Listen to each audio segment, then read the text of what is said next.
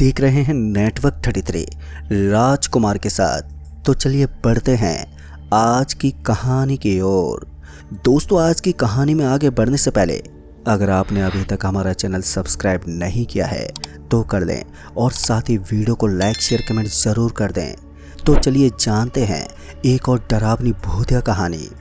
दोस्तों, रात का वक्त था जब मैं और देवा हम दोनों बिजनेस के सिलसिले में मुंबई से आसाम जा रहे थे।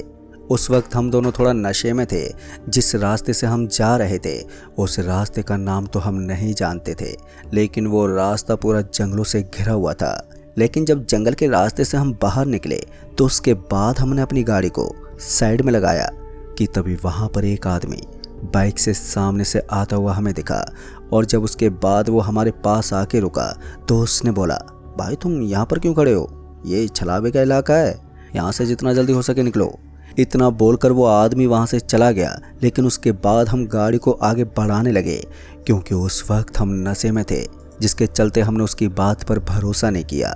लेकिन उसके बाद जब हमें बार बार एक ही रास्ता दिखा तो उसके बाद हम दोनों भी घबरा गए।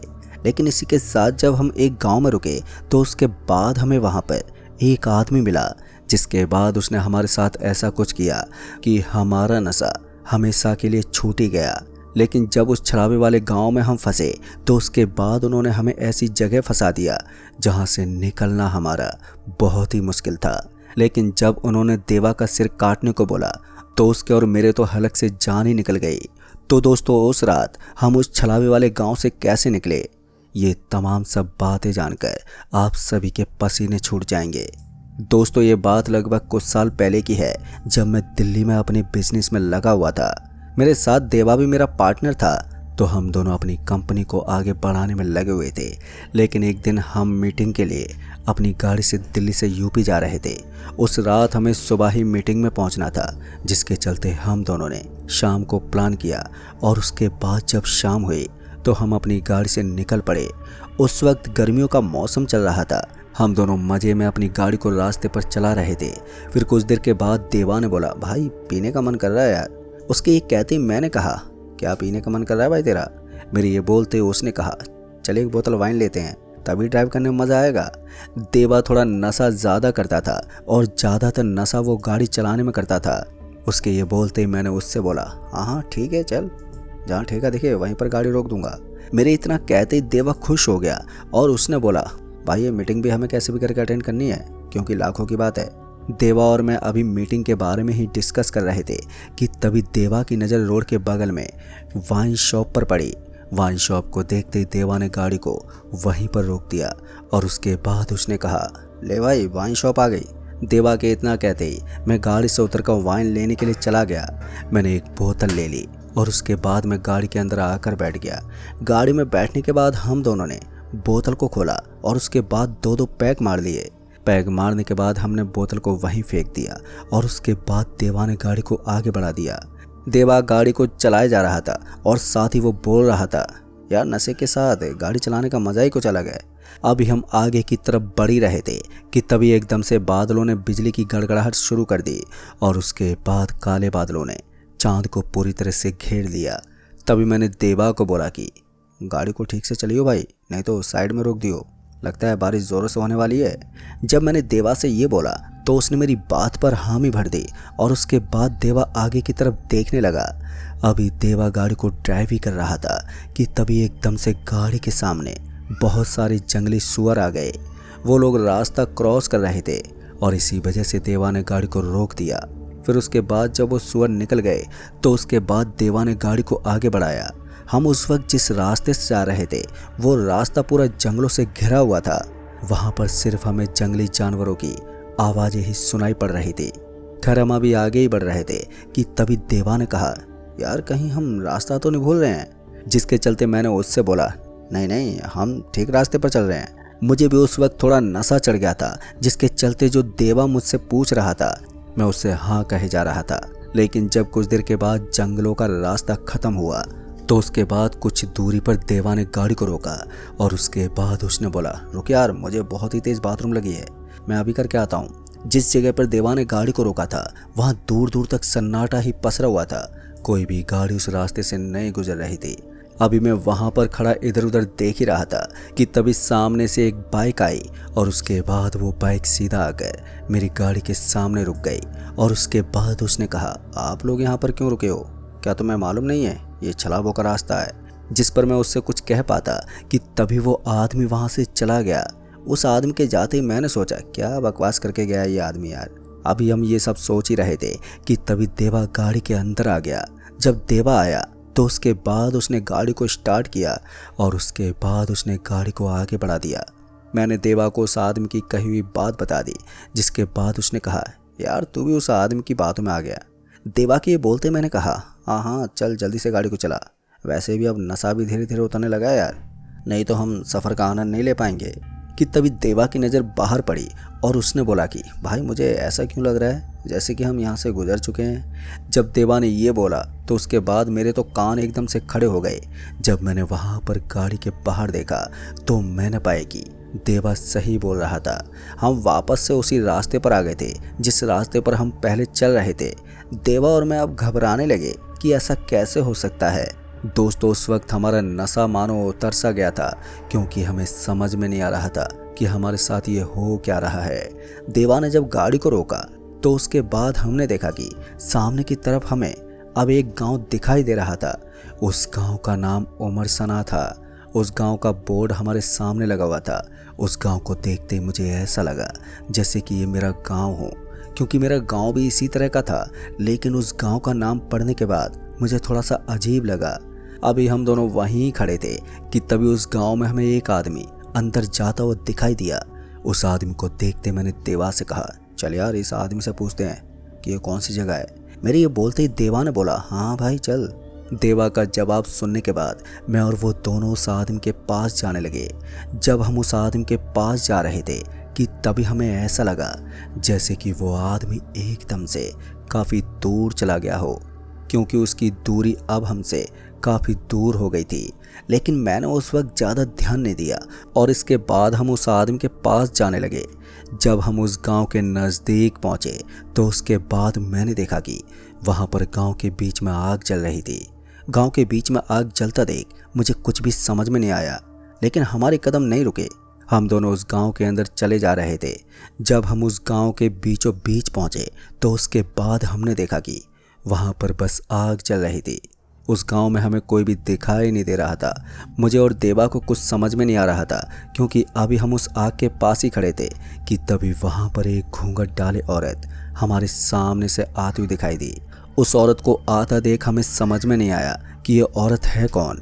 अभी हम उस औरत को देख रहे थे कि तभी हमें और लोगों के पैरों की आवाज़ आने लगी। जब हमने अपने आसपास देखा तो उसके बाद हमने पाया कि अब और भी लोग हमारी चारों तरफ आते हुए दिखाई दे रहे हैं।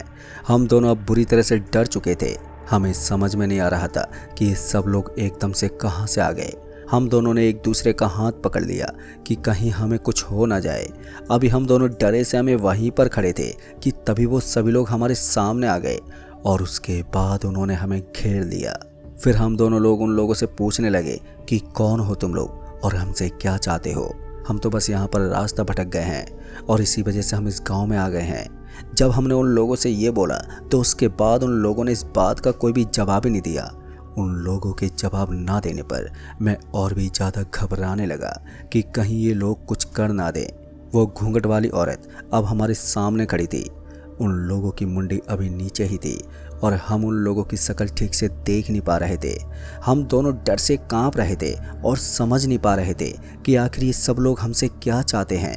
अभी हम उन्हीं लोगों की ओर ही देख रहे थे कि तभी उस औरत ने अपना घूंघट ऊपर किया और जैसे उसने अपना घूंघट ऊपर किया तो हमने देखा कि उसका चेहरा खूबसूरती से उभर रहा था। हम जिससे कुछ देर पहले डर रहे थे वो तो खूबसूरती की अप्सरा थी। मैं और देवा उस औरत को ही निहारे जा रहे थे। फिर देवा ने मुझसे कहा, यार ये तो बहुत खूबसूरत है। देवा उसकी खूबसूरती पर फिदा हो गया था, लेकिन मुझे अभी भी कहीं ना कहीं कुछ गड़बड़ लग रही थी। मुझे लगने लगा था शायद ये हमारी आंखों का धोखा हो। अभी मेरे मन में कई सारे सवाल चल रहे थे कि तभी देवा उस औरत के नज़दीक जाने लगा। देवा को उस औरत के पास जाता देख मैं उसे रोकने की कोशिश करने लगा और जब मैंने उसे रोका तो उसके बाद उसने कहा, क्या हुआ यार, जाने देना, मुझे देख नहीं रहा ये मेरे लायक है। जैसे देवा ने ये बोला और उसके बाद उसने वापस से उस औरत की तरफ देखा तो उसके बाद उसकी तो रूह कांप गई, क्योंकि अब उस औरत का चेहरा खूबसूरती से बदसूरत बन चुका था, जिसे देखकर देवा और मेरी तो सांसें ऊपर नीचे होने लगी। देवा अपने कदम वापस से मेरी तरफ मोड़ता कि तभी उस औरत ने उसका गला पकड़ लिया और उसके बाद वो वहाँ खड़े लोग उससे कहने लगे कि जला दो इसे। जब सभी लोग ये बोलने लगे तो उसके बाद मेरे तो होश ही उड़ गए। मुझे लगने लगा कि ये लोग अब देवा को जला ही डालेंगे। मैं देवा को अभी बचाने के लिए कुछ सोच ही रहा था कि तभी उस औरत ने देवा के अंदर अपना हाथ घुसा दिया। अब ये नज़ारा देखकर तो मेरे पैरों तले ज़मीन खिसक गई। मेरे सामने देवा को इस कदर मार रही थी वो कि मेरी आंखों से अब आंसू निकलने लगे थे। मेरा गला बैठ गया था और मेरी आंखों से आंसू रुक ही नहीं रहे थे और मैं अपने दोस्त की हालत देखकर बुरी तरह से कांपे जा रहा था।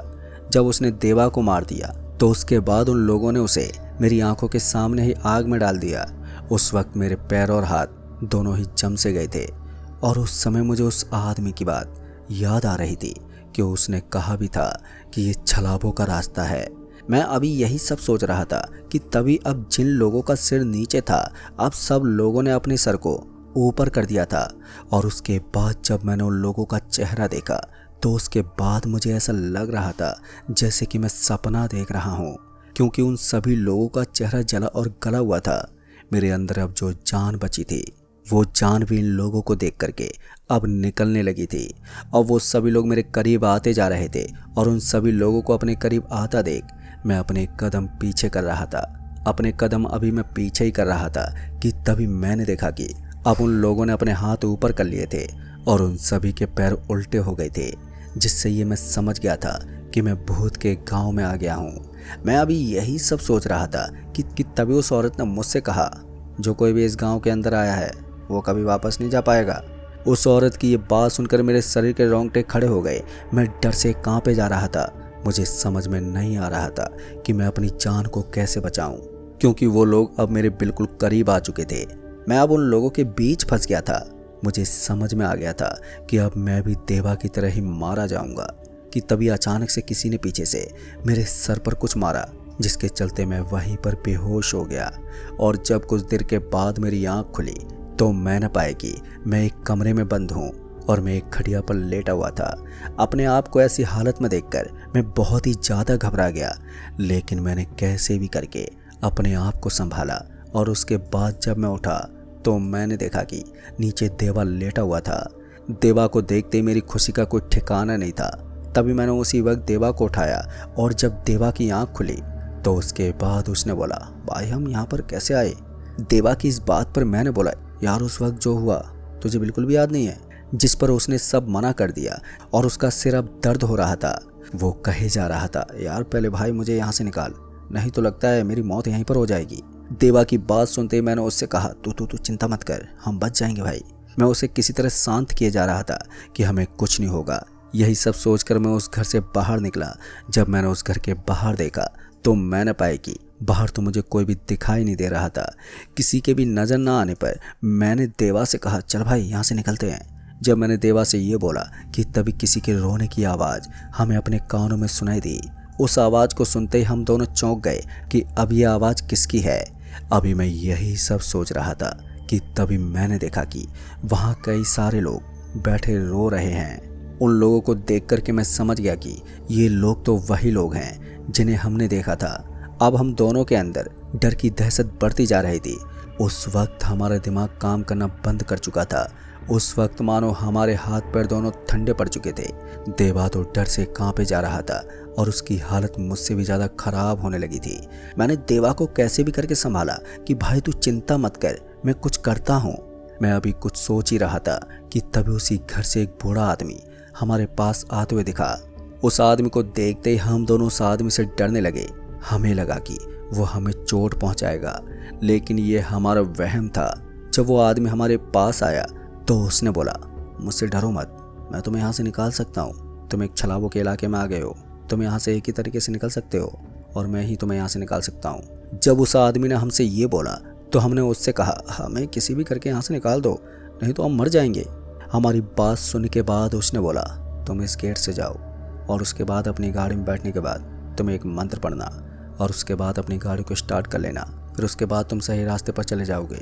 उस आदमी के ये बोलते ही हमने उससे उस मंत्र के बारे में पूछा और उसके बाद जब उसने मंत्र के बारे में बताया तो उसके बाद हम दोनों जिस दरवाजे से उसने जाने को बोला था हम उसी दरवाजे से निकल गए। और जब हम अपनी गाड़ी में बैठे तो उसके बाद उस आदमी के कहे हुए मंत्रों का जाप करके हमने गाड़ी को स्टार्ट किया और जब मंत्र पूरा हुआ तो उसके बाद हमने गाड़ी को स्टार्ट कर लिया।